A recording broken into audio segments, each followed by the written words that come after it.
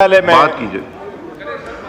मैं जनाबी स्पीकर साहब से पहले तो इस बात की फर्म कर देते हैं कि जो रिजोल्यूशन पास हुआ सब ने यूनानिमसली किया है। गवर्नमेंट के साथ इस रिजोल्यूशन पे हमने कल भी बात की थी और इसको हमने अप्रूव कर दिया था, बल्कि इनफैक्ट हम अपना ही रिजोल्यूशन लेके आए थे थिंकिंग कि अगर इनकी में कोई वर्डिंग का फ़र्क हो तो हम अपना और स्ट्रॉन्गर वर्डेड रिजोल्यूशन उसको पास करवाए। उसमें हमने पास किया। जनाब स्पीकर द अदर डे हमने फ़लस्तीन के साथ अगेंस्ट द इजराइल भी उस रिजोल्यूशन में हम साथ थे। जब गवर्नमेंट की तरफ से पाकिस्तान के लिए कुछ हुआ है, चाहे वो सीपेक था, फिर भी हम हुकूमत के साथ रहे। चाहे स्पीकर साहब अगर गवर्नमेंट के पाकिस्तान के फ्रेंडली कंट्रीज़ के हेड ऑफ स्टेट बाहर से आने थे, उसमें भी शिरकत करना हमारा था और हमने ऐलान किया था कि हम उसमें शिरकत करेंगे। जनाब डिप्टी स्पीकर साहब, मैं ये अर्ज़ करूँ सबसे पहले जो पॉइंट ऑफ ऑर्डर थे, जिस तरीके से कानून साजी हो रही है, इस पार्लियामान को नहीं, पार्लियामान सुप्रीम है और हम चाहते हैं कि सुप्रीम हो।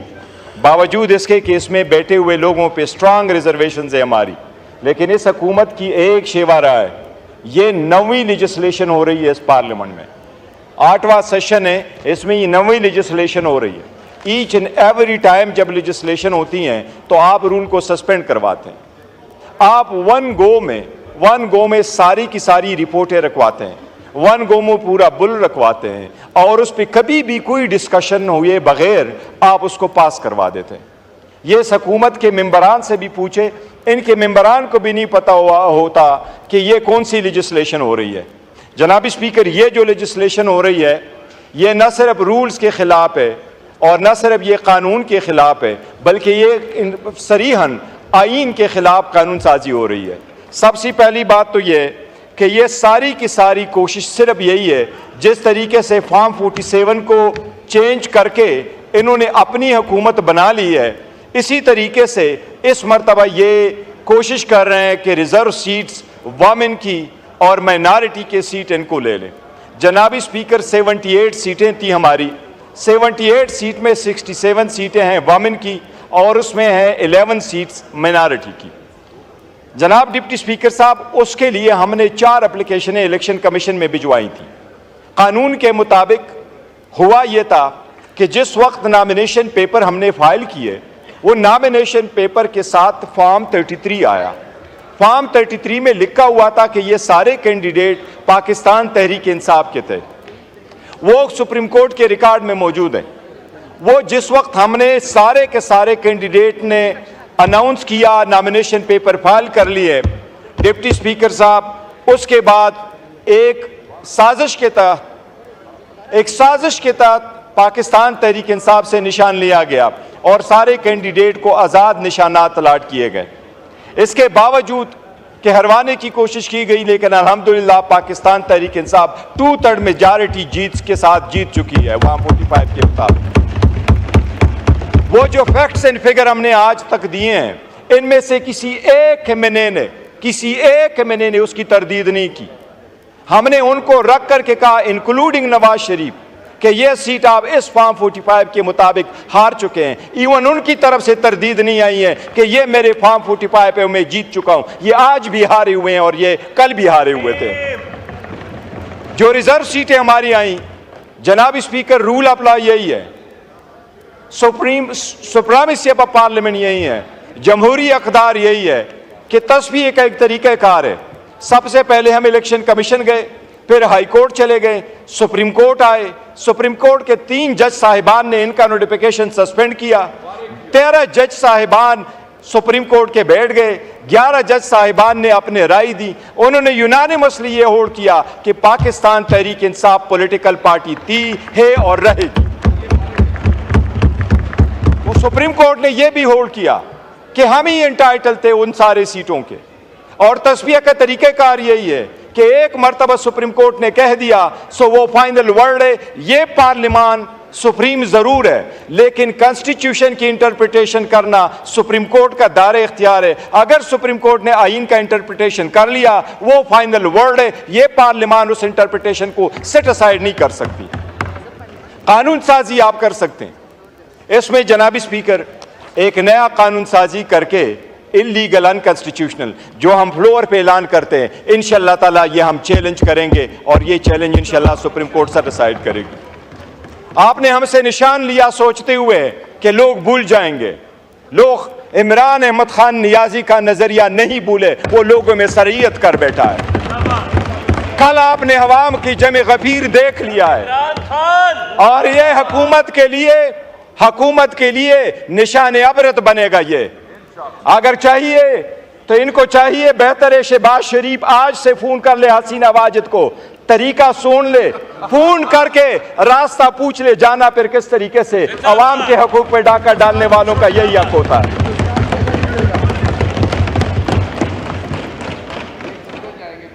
जद्दे जाएंगे। जनाब स्पीकर, आप कानून साजी कर रहे हैं, इब्तिदा इसकी ये है कि ये शुरू होगा 2017 से। इसको आप रेट्रोस्पेक्टिव देते हैं, रेट्रोस्पेक्टिव इफेक्ट आप देते हैं कि ये इम्पैक्ट होगा 2017 से, और आप सुप्रीम कोर्ट की जजमेंट और डिक्री को सेट असाइड करने की कोशिश कर रहे हैं इस ऑर्डर के थ्रू। ये औरतें और माइनॉरिटी हमारा हक है। इसमें 3 चीजें उन्होंने रखी है कि डिक्लेरेशन अगर किसी ने दी है, जनाब स्पीकर इतने उजलत में इन्होंने ये अमेंडमेंट पास कर दी है, आप दोनों साथ रखे, आपका वजीर कानून यहां बैठा हुआ है, इन दोनों चीजों में जनाब स्पीकर आपकी तवज्जो मबजूल कराऊंगा। सिर्फ इनसे पूछ ले कि आपकी वर्डिंग में भी गलती है। ये वर्डिंग आपने कैसे रखी है? ये वर्डिंग में आपने 2 प्रोवाइजो डाले कि 1 प्रोवाइजो डाला है। अपने आईन को देखे, ये किसके कहने पे आप कर रहे हैं कानून साजी? ये आपका 1 प्रोवाइजो है कि 2? आईन का आर्टिकल 51 कहता है हर इंडिपेंडेंट कैंडिडेट के पास 3 दिन का टाइम है, जिस पॉलिटिकल पार्टी को ज्वाइन करना चाहे वो कर दे। आपने इस्लाम में लिखा कि आइंदा कोई वो नहीं ज्वाइन कर सकता। क्या आप कॉन्स्टिट्यूशन को सुपरसीड कर सकते हैं थ्रू लेजिस्लेशन? ये आपने इस एक्ट में करवाया, आप इस एक्ट में ये करवा रहे हैं। आपने अमेंडमेंट ये करवाई, फिर दूसरी अमेंडमेंट ये करवा रहे हैं। इरिवर्सिबल लिखा हुआ था पहले, अभी आपने इसमें रखा इरिवर्स भी रखा कि नॉट बी सब्स्टिट्यूटेड और विड्रॉन। आपने काश सुप्रीम कोर्ट की जजमेंट का ऑर्डर पढ़ चुके होते तो कभी यह लेजिस्लेशन ना करते। उन्होंने 2 अलग अलग लॉ डिक्लेयर किए थे। एक लॉ डिक्लेयर किया पॉलिटिकल पार्टीज का और दूसरा डिक्लेयर किया कैंडिडेट्स का। उनका आर्टिकल 17 है, वो जिस पार्टी को ज्वाइन करना चाहे उनका राइट है, उस पर कहाँ की कतगन आप लगा सकते हैं? ये सारी गैर आईनी और गैर कानूनी और रूल्स के अगेंस्ट लेजिस्लेशन है, हम इसकी मजम्मत करते हैं। जनाब स्पीकर, आपकी आईनी जिम्मेदारी है, आप कानून साजी की इजाज़त देते हैं। क्या कोई बंदा फ्लोर ऑफ द हाउस पे कोई M&A मांगे, क्या उसका ये राइट है कि ऐसे लेजिस्लेशन के बिल प्रेजेंट करे जो आईन से मुतसादम हो? क्या एक दिन में आपने इसको पार्लिमानी पार्ट कमेटी में भेजा? क्या ये बिल आपने लॉ एंड जस्टिस कमेटी को भेजा है? आपने लॉ एंड जस्टिस कमेटी को नहीं भेजा। आपने इतनी उजलत किस बात की है? आपने वो अमेंडमेंट यहां से शेयर की। आप हम तो अपोजिशन है, हमें तो आप टाइम ही नहीं देते। लेकिन इनसे पूछे, इनके किसी MPA से अभी M&A से आज पूछ ले, उनको कहो उसमें क्या मौजूद था। ये नावाके पे इनको भी नहीं पता।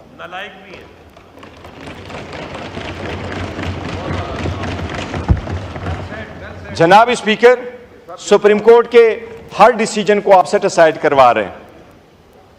ये सुप्रीम कोर्ट पे हमला करने वाले हैं। सुप्रीम कोर्ट के फाइनल डिसीजन आने के लिए तस्वीर का तरीक़ाकार ये होता है, ईवान उसको सेट असाइड नहीं करती, उसको ऑनर करती है। फैसले ऑनर किए जाते हैं, इम्प्लीमेंट किए जाते हैं। एक फाइनल वर्ड होता है जिस पे लोग लब्बैक कह के कहते हैं कि अब तस्वीर हल हो गया, वो जिसके फेवर में हो। हम इसकी बहुत शदीद मजम्मत करते हैं, ऐलान करते हैं कि इसको हम सुप्रीम कोर्ट में चैलेंज करेंगे। जनाब स्पीकर, आपके नोटिस में एक चीज़ दोबारा गोश गुजार कराऊँ।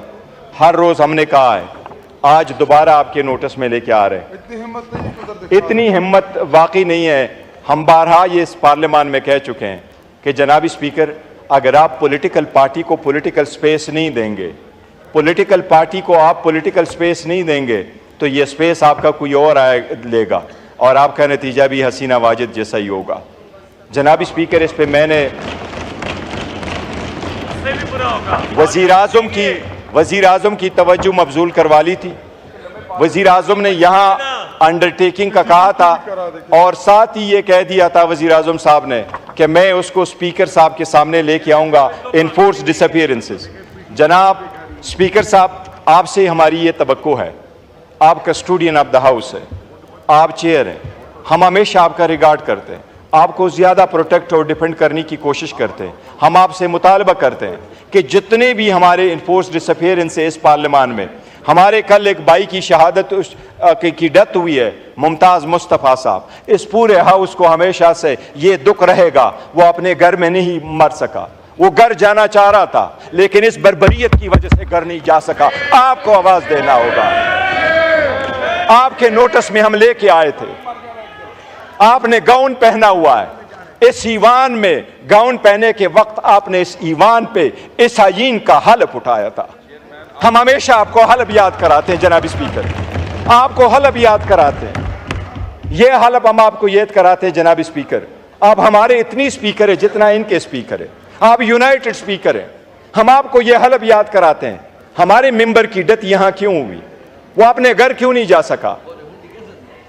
अरेस्ट, सिर्फ अरेस्ट नहीं, उनको डिसअपीयरेंसेस की जनाब स्पीकर हम आपसे मुतालबा करते हैं, काइंडली इस रूल्स के मुताबिक, इन रूल्स के मुताबिक आप पार्लियामेंट्री स्पेशल कमेटी बना लें कि वो कमेटी एक्सक्लूसिवली हमारे पार्लियामेंटेरियन के साथ जो ज़्यादतियाँ हुई हैं और जो डिसअपीयर हुए हैं उनको एक्सक्लूसिवली वो कमेटी देख ले।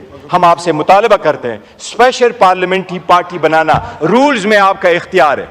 ये रूल्स में लिखा हुआ है जनाब स्पीकर, रूल 186 में लिखा हुआ है जनाब स्पीकर। हम आपसे पुरजोर मुतालबा करते हैं अपोजिशन कि आप ये स्पेशल कमेटी बना लें, स्पेशल कमेटी बना करके उसमें सिर्फ पार्लियामेंटेरियन के इनफोर्स डिसअपीयरेंस के केसेस भेजे।